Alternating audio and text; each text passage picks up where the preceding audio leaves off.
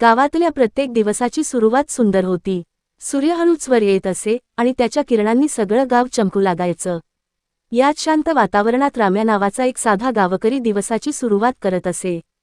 राम्या रोज सकाळी नदीकाठी जायचा। तिथे बसून तो काही क्षण शांततेचा अनुभव घेत असे।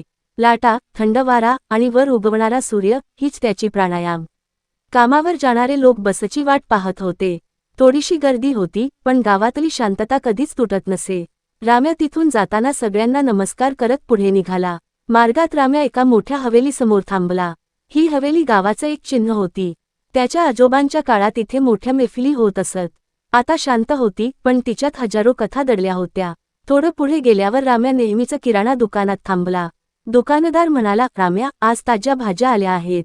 गावातलं व्यापारीपणही प्रेमानं आणि विश्वासानं चालायचं।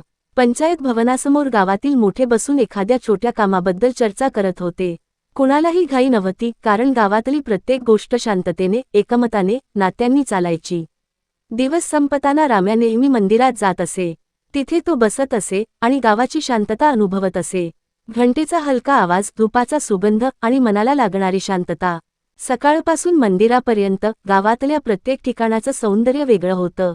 राम्यासाठी हा फक्त एक दिवस नव्हता, ही त्याची दुनिया होती। जर तुम्हाला राम्याची गोष्ट आवडली असेल तर व्हिडिओ लाईक करा, शेअर करा आणि सबस्क्राईब करा।